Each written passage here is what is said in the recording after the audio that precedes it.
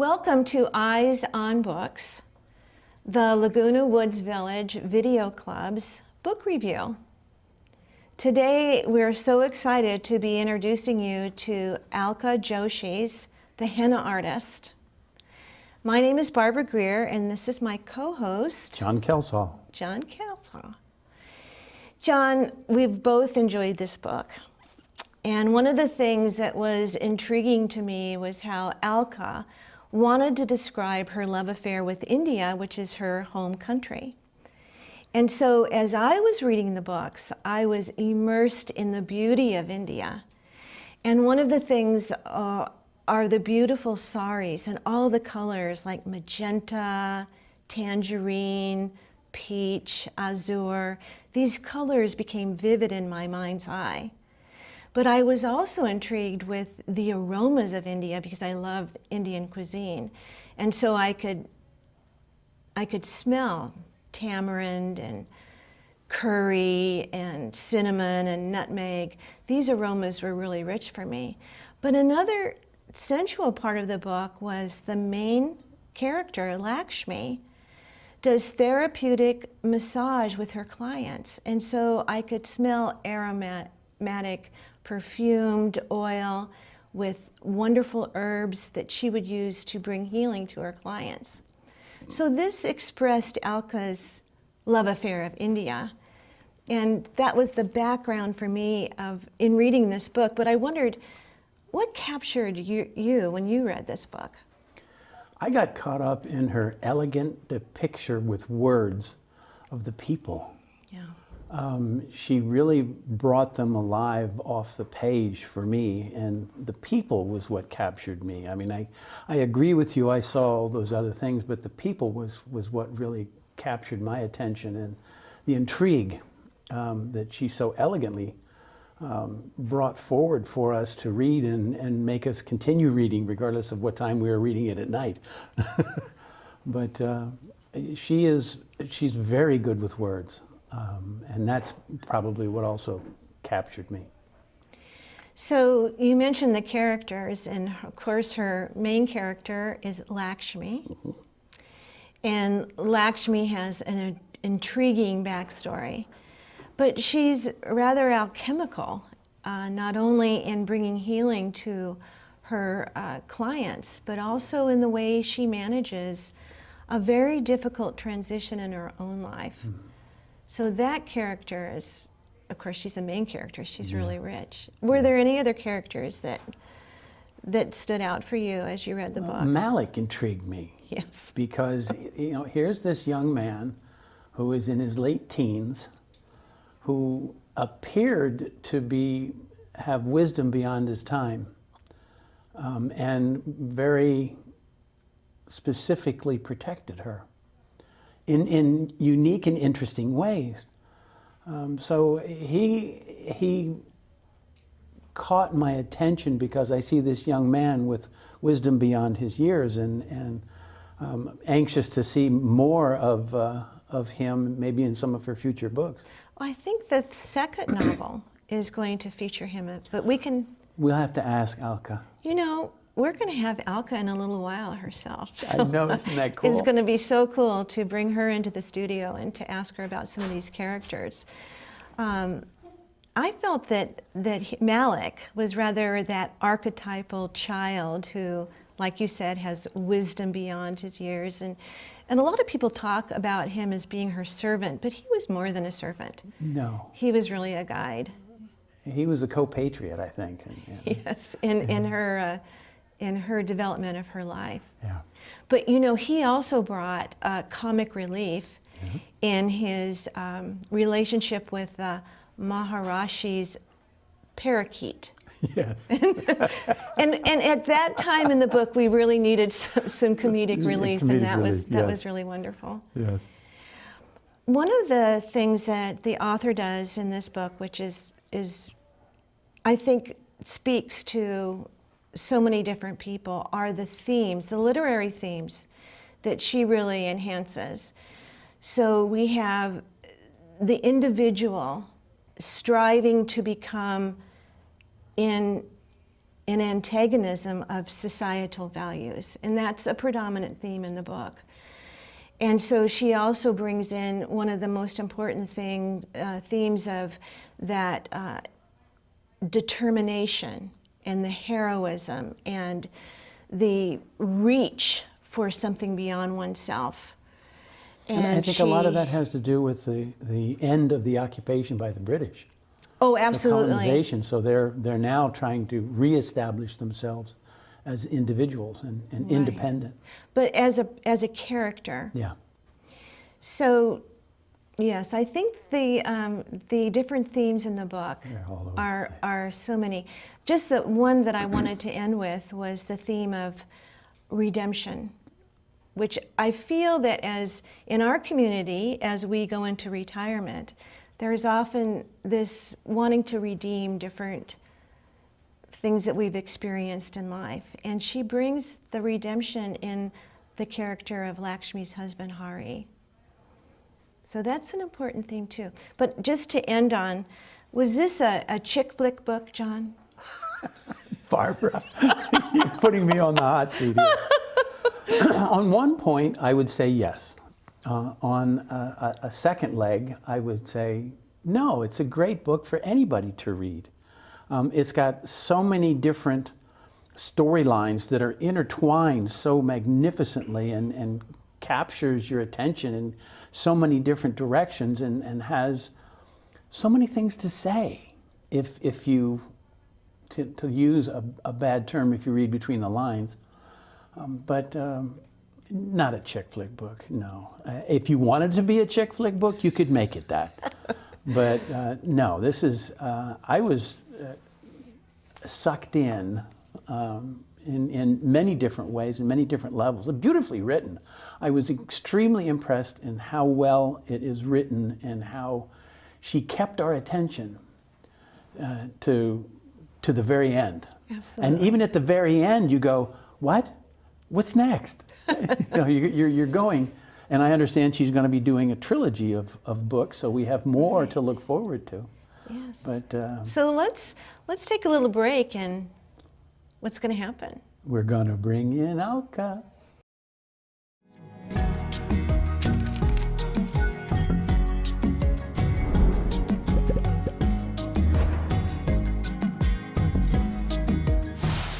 Welcome back.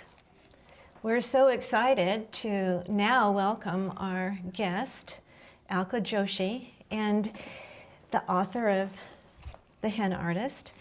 And we've had so much fun discussing your book and reading it and visiting with you in between. Thank you. I'm so pleased to be here. We're so glad you're here. And it's okay if we call you Alka. Absolutely. So what I appreciated when I read your book was also doing a little background study and going to the internet and listening to these wonderful interviews that you had with many different people. And I found it intriguing, your motivation for writing the book. And I was hoping that you would share with our audience just why you wrote the book. Absolutely. I wrote the book for my mother because my mother had a very conventional life. At 18, she was in college, her first year, and her father said, "We have found a young engineer for you to marry, and if I wait any longer, it'll probably be too late for you to be married. You will be too old." And so my mother left school, she went back home, she was married within 2 months to my father, and forevermore her life was never her own, because within 4 more years she had 3 children. My father was very much an in-demand engineer, one of the young engineers who was helping to rebuild India, rebuild roads and dams and bridges and universities and foundations all over Rajasthan. So by the time I was 9 years old, we had moved to 5 different cities. My father had also obtained his first master's degree. Then he announced to my mother that he wanted to get a doctorate and that he had been accepted to the Iowa State University. So now my mother has to move house all the way across the world. So she's constantly at the behest of the 3 of us kids or my father or whatever job and setting she has to get us all used to. And I realized that my mother's life had never been her own. But with me, her only daughter, she had granted me complete independence. She had said to me, you will choose your own partner, you will choose your own career, you will choose whether or not you want to have children, how many you want to have, and when you want to have them. These will all be your decisions in a way that they were never mine. So I thought I would love to thank my mother for this amazing life that she has given me. I've traveled and worked all over the world and chosen all of those things that she gave me the independence to choose. So I cannot change my mother's life for her, but I'd like to thank her in some way. So as I was learning to write a novel, I thought, what if I created a central character that is looking just like my mother, set in 1955, and she has my mother's sort of demeanor, she has her skills, she has the ability to get along with a lot of people, and this is how Lakshmi was born. Lakshmi deserts her marriage after 2 years. She has the ability to go to another city, reinvent herself as a henna artist and an herbalist, and forever change the course of her life in a way that my mother didn't get to. So my mother loved the fact that I was patterning this main character after her. And one of the things she said to me is, now you understand, of course, that we are Brahmin. I never would have been allowed to become a henna artist. And I said, but Mom, that's what makes this character so interesting, because she is a high caste person doing the work of a lower caste, and that allows her to straddle all the different castes and classes in between. And my mom said, okay, I'll buy that. Fabulous. I love that story. You have a question. Yes. In the beginning of the book, you have Lakshmi say, from the British occupation, you say, independence is everything and independence is nothing. What do you mean by that? So in 1955, when the book is set, it was 8 years after independence. And in those 8 years, India had had to learn how to rebuild themselves, rebuild their industries, rebuild their infrastructure. And during that period, there was a lot of excitement and exuberance about what the Indians were capable of doing. And they were able to hold their heads up a little bit higher and not be so scared about what the British would do to them were they to revolt or to say, please get the hell out of here. And so I think that what was important about that statement, independence changed everything and independence changed nothing, is that while the course of India was changing everything and everything around these people, the status of women never changed. The status of women stayed exactly the same. They were still second-class citizens in this country. They were still the people who were, to be married off to someone else within their same caste and social class. And they were still the people who had less agency in their marriages and in their jobs than the men did. When you say agency, you mean? Power. You know, the way that a woman gets to decide whether she is going to get to do something or her husband is going to make that decision for her. Wow. And you also have a period of time that you took to write the book.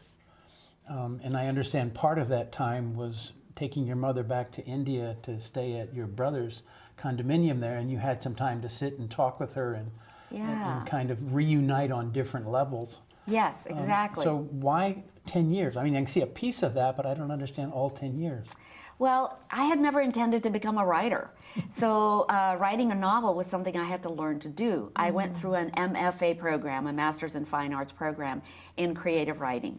And as I was going through the program, at the same time, Mom and I were going back and forth to Jaipur. Jaipur is where we still have a large extended family, and it's a city that we used to live in at one time as a young family. So, as we're going back and forth, my mother is telling me about things from her point of view about India. This is something that I had either forgotten or never remembered from my mother's point of view. And I see all the rich beauty of what she is trying to show to me. We go to the fruit market and she shows me the fruit that she loves, that she cannot get in the United States. We go to the sari store and she shows me the saris that she would pick out if she were a young bride today. She shows me the sari to stay away from because they would not be appropriate for a wedding and so on. She was just showing me her India. And through that, I think I gained a a love of this birth country of mine and all of the heritage I come from and the colors and the patterns of saris. No two saris are alike. And I just thought to myself, this is an amazing culture I come from, and I want to layer everything I'm writing. I want to layer the politics and the fashions and the music and the movies of that time. So I started to work on the novel. It became my thesis at the end of 2 years of the program. And then my mother died unexpectedly. So I stopped working on it because I thought, well, she's gone, so it doesn't make sense to continue. But then one of my thesis advisors called and she said, listen, what happened to that novel? We really think that you have a chance of getting this published. And what I didn't realize at the time that I got the contract for the book was that they were expecting this to be a very big book club book. And HarperCollins was expecting this to be a big 2020 book. Oh. So I thought, okay, maybe what I'll do is I'll reach out to book clubs and say, look, you guys, I am on lockdown too. And if you want to talk to me about the book, I'm here. And I would really love to talk to you. So at that point, book clubs started responding. I gave them my email, my phone number, my physical address, come and get me. I think to date I have done about 630 book clubs on Zoom in the last 18 months. Goodness, I had no idea. Yeah. Well, thank you for coming in person to hear. Yes, to meet us. It's my pleasure. It's nice to finally get to do in-person events. Yeah. And I have to tell you, your writing is very gifted. It's very, you draw us into the book, into pictures using words. And as a guy, she asked me if this is a chick book, and I go, ooh, I'm not sure whether it could be, it could not be. But I was drawn in by the elegance of your writing. You have a gift of writing. And anybody who does not pick this book up is missing a huge treat. I will just say that. Well, thank you so much. I love to write about setting and about the descriptions of what people are wearing and what the environment looks like.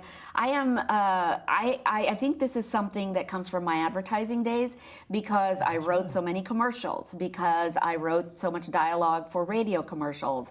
And so for me, this is just a longer version of a commercial. I get to write now a much longer story than I got to do with commercials. A different kind of a question now. I love everything we've talked about. But as a person with a teenager, I was fascinated that you brought in Radha, this precocious 13-year-old who upset the apple cart for Lakshmi. Yes. And I wondered what inspired you to write her? Because in India, children grow up a lot faster. Especially children of a certain socioeconomic class. They have to, just like Malik did and just like Radha they had to raise themselves because their parents were either not there or had checked out or were not available to them or were very busy earning enough money for dinner that night. Yeah. So, Radha grows up a lot faster. She's been looking out for herself for all of these years. And one of the points I wanted to make about that was that her father had been penalized for being involved in the movement to have the British ousted from India. So he might have become a much, favored teacher in a much larger school, in a much larger city, but he was relegated to a backwater town as a punishment for his involvement in the activities to have the British leave India. When you introduced Dr. Kumar, yeah. I thought, oh, no, this can't be a Cinderella story. Oh, I know. I was so worried about that, but of course you didn't take it that way, No. but that worried me at the beginning. No, and I am so against Cinderella stories. First of all, they don't exist. And I really think that we need to let young girls and boys know that that's not reality. The reality is that none of us are perfect, that we all have good and bad in us, as all of my characters in The Henna Artist do, that we all make mistakes, and that we all have opportunities to redeem ourselves. So I think that is a message that I'm really trying to put across in The Henna Artist. And no, Dr. Kumar is not her savior. And as a matter of fact, she actually fights with him on the idea of Western and Eastern modalities not being able to coexist. And I do think that this is something that South Asians are very good at. They're very good at adapting to the modern world, but also holding on to their traditions and having them all coexist together. So I've tried to inculcate my characters and their actions with that sort of precept, and I want the world to sort of understand that too. And this is why I think South Asians are so successful throughout the global diaspora, because they do have the ability to adapt so easily to whatever culture they find themselves in.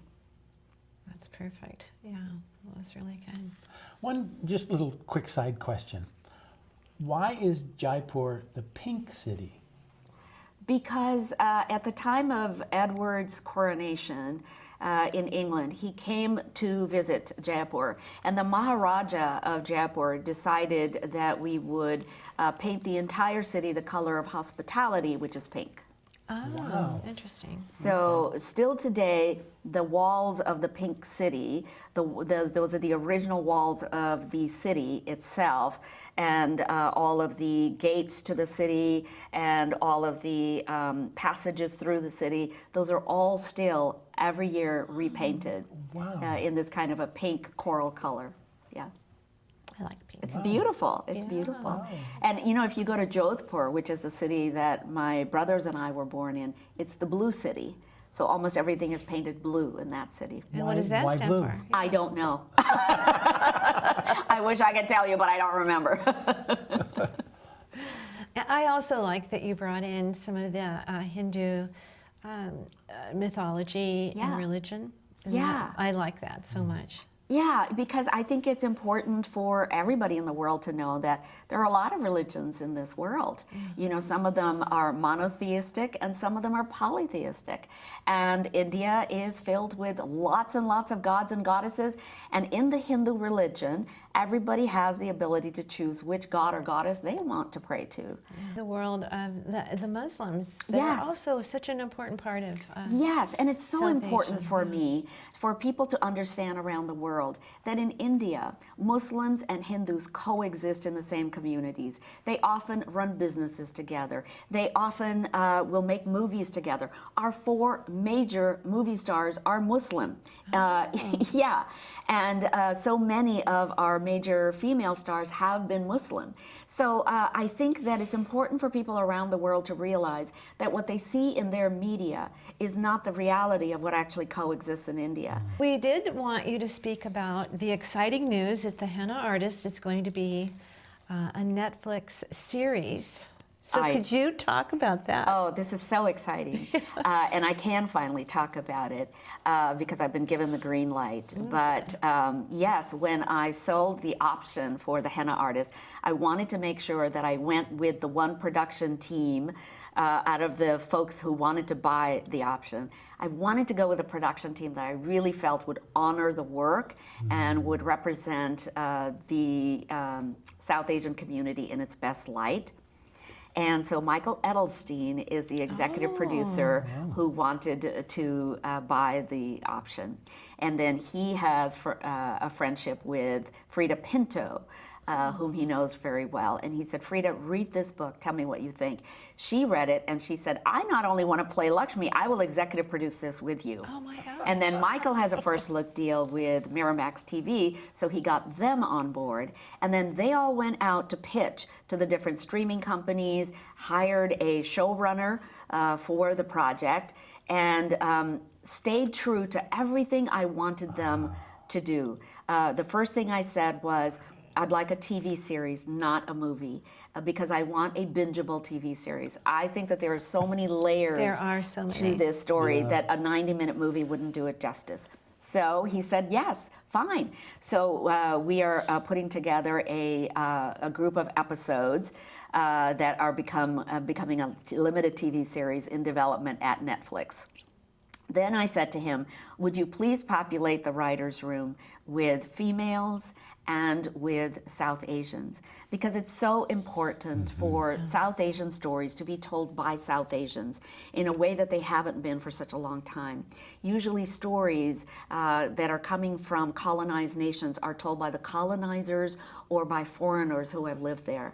And it's so important for me to finally have these stories told by the people who've actually lived there. So that is something else that Michael has stayed true to. So on Tuesday night, I get to meet with the writer's room. Oh. And it is populated 90% with women and 90% with South Asians. And Well, it sounds I'm so like the excited. book and the TV are actually going to be very close to each other, because rarely do they actually do justice to each Yeah. other. It's usually something completely different. I thought Malik was going to be a big part of the second novel. He is. He is. Okay. He Did you is. bring a? Did I see a copy of the book? Yes, there you- is a copy of the book. I don't have it with me right Oh, here, okay. but yes. Tell everyone the name of. Okay, it is called The Secret Keeper of Jaipur. Okay. And what's lovely about it is, yes, Malik is now 20 years old in the novel, so I have advanced the story for 12 years. And he is, that still loyal guy, very independent, and but he wants to do Lakshmi's bidding, and Lakshmi wants him to end up in a very different place. So he ends up going to Jaipur, and he becomes a guy who is doing his construction work and learning how to do that. But he gets involved in gold smuggling, something that Lakshmi my never gosh. wanted him to get involved in. Now I And- have to read this other Yeah, book. I know, I do too. That's not know. fair. I know. Now read the second book. Now you've already got me into the third book, and you haven't even written it yet. But anyway, I think we could sit here and enjoy your company and your wonderful depiction of all these wonderful things for days. But unfortunately, we just got the signal that we're supposed to wrap it up. So, number one, from all of us, Yeah. thank you Thank you so much. so Number much. one, for writing a magnificent book. Thank you. And number two, for taking the time to come and be with us. This is Yes. so special for Really us. special. It really, really is. So thank you. You're so welcome, and thanks for having me. Thank you so much for being with us in this wonderful time with Alka Joshi. But we have a teaser here, because we're going to be doing the Eyes on Books roughly every month. So stay with us for future editions.